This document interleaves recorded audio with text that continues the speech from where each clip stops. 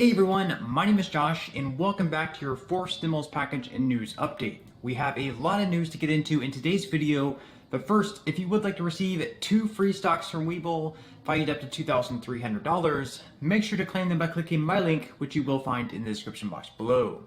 Okay, so with it being Thanksgiving week, lucky for our congressional lawmakers, they had the entire week off for recess. Next week, they'll pick right back off from where they left, with the Senate Democrats trying to pass the Build Back Better Act. In addition to that, congressional lawmakers will also need to extend government funding past December 3rd, in addition to raising the debt ceiling by mid-December. As far as the deadline goes for passing the Build Back Better Act, Senate Majority Leader Chuck Schumer says he would like to have it passed before Christmas. Democrat representatives in the House, however, aren't as optimistic as Schumer is. Last night, during an interview on Axios on HBO, Rashida Tlaib said she was very concerned about what she called corporate Dems in the Senate taking control of the package. Tlaib said, "I know that they've been influenced and guided by folks that don't have the best interest of the American people in mind, so I'm fearful. I'm fearful that those groups are going to guide this agenda. It's going to be the people that are going to continue to profit off of human suffering."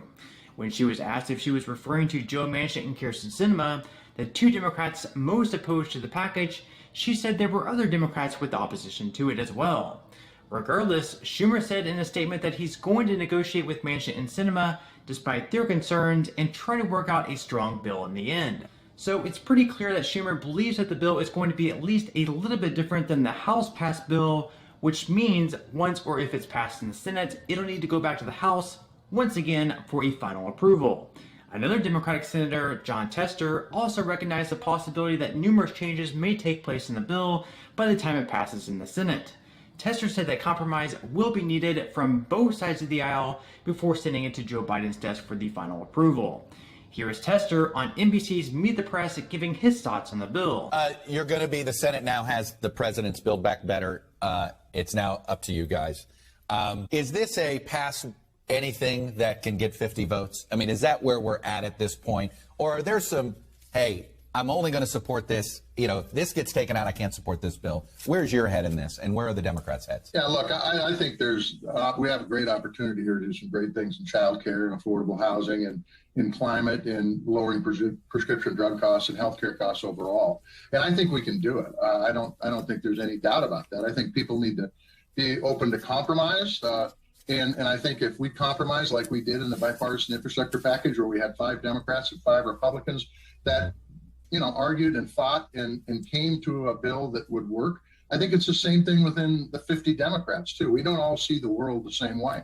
So let's negotiate and let's come up with a bill that lowers costs for families and cuts taxes and gets things done to help move this economy forward so we can stay the premier power in the world. China wants to supplant us. Yeah. If we don't tend to business here, they could do that. So this Build Back Better is an important piece of legislation. So it sounds like you're going to be a supporter of it, regardless of what it looks like in the detail? Oh, no. It's going to come over from the House. There's going to be some changes. I'm going to compare it to what Montana needs, yeah. and that's going to be where I focus on. But look, we're dealing with reasonable people here. I think we can come up with a bill that is a very, very good bill that works for states like Montana and other states in the union. So Tester said he's going to compare the bill to what his state of Montana needs, but he believes they will be able to come up with a good bill in the end. In the interview, they also talk about some of the cultural divide and how Tester plans to move forward as a Democrat in Montana, which is now quite a strong Republican stronghold state. Some of this is the larger cultural divide between rural America and suburban and urban America when it comes to the gun issue. I'm curious if you think it's at the root as to why essentially Democrats are bleeding rural support. And you know this very well. You could look at it. We saw the Virginia results. I could put up here, I'll show you the 2008 results in Montana for president and the 2020 results for Montana and president. You know the numbers well. It's gone from a battleground state to a 16-point edge for the Republicans. Is this going to be fatal to the Democratic Party if you don't bridge this divide? Well, I think it's very important to bridge the divide. I think it's a divide that's been put up to divide this country, quite honestly, as many hot-button issues are. But in the end, I think common sense gun laws are important to be able to enforce. And I think if Democrats got out and spoke about things about enabling people, law-abiding citizens, to be able to protect their gun rights, I think would help us win in rural America. Unfortunately, what folks in rural America hear a lot about is that we want to take away the guns, and that is not that's not what most Democrats want, for sure. And so I think it's an important issue in elections because it's been made into an important issue. Do you think race plays a role in the Democrats' problems in rural America? Look, I think the biggest problem the Democrats have is they need to go to work, and I think getting the bipartisan infrastructure package is part of it. Go to work, get a record of accomplishment, get out there and talk to folks about what your vision is and what you've done. You've got 2 ears, 1 mouth. Act accordingly, listen, and react. And I think part of the problem with Democrats in rural America is that we haven't talked enough about what we stand for and what we've accomplished. And we haven't shown up in many places. And those things are going to be very, very important as we go into 2022. Okay, so again, the House and Senate will be out this week for Thanksgiving break. And next week, again, the Senate will take up the Build Back Better bill. And just as a reminder, from the House bill that was passed last week, this is what was in it. In the image, as you can see up on the screen, $270 billion was dedicated towards affordable child care. $190 billion was given towards the child tax credit. That's the $250 and $300 payments some of you guys are receiving. That would go through next year as well. Originally, of course, they wanted that to go through 2025, but now it's only going to go towards at least 1 more year. There's also going to be $235 billion going towards clean energy and climate resilience, $325 billion towards climate-related tax breaks, $110 billion towards universal pre-K. That may be reduced a little bit in the Senate depending on what Joe Manchin thinks. And then there's going to be $205 billion towards paid family and medical leave. This is a provision that's probably going to be completely stripped just because Joe Manchin has opposition to that. $275 billion towards raising state and local tax deduction cap. That's another thing that some Democrats are opposed to just because it benefits largely high tax states and people who are very wealthy in those states because they can then deduct their state and local taxes that they're paying from the federal taxes. Then there's, of course, affordable housing measures. $175 billion is going towards that.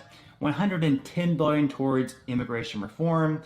And then other, as you can see here, it's pretty much spending on higher education, the workforce, Medicare, hearing, and tax changes, as well as other spending. And then, of course, there's the Affordable Care Act, health insurance premiums, $120 billion towards that.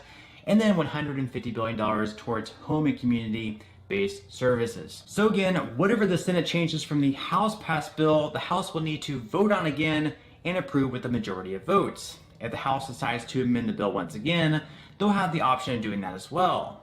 If they amend the bill in the House to either add more things in or remove certain provisions, then once again, the bill will go back to the Senate for another approval. So it should be an interesting rest of the year as Democrats hope to get this package completed before Christmas. But on that note, I'm going to go ahead and wrap up this video. Again, if you would like to receive a couple of free stocks from Webull, make sure to quickly claim them by clicking my link, which you will find in the description box below. To receive the first free stock, you will need to fully open an account. Then to receive the second free stock, which will be valued up to $2,000, you'll need to make a qualifying deposit of at least $5. And even if you aren't all that interested in investing or continuing to invest at this point in time, you can always sell the free stocks you receive and transfer that money, however much they're worth, right back to your bank account. So free stocks or free money is completely up to you. So once again, I hope everyone has a great and safe rest of their day. If you did enjoy the content of today's video, I would greatly appreciate if you would give this video a like, a big thumbs up. That does help out with the YouTube algorithm and lets me know that I'm doing a good job. And until next time, as always, I'll see you in the next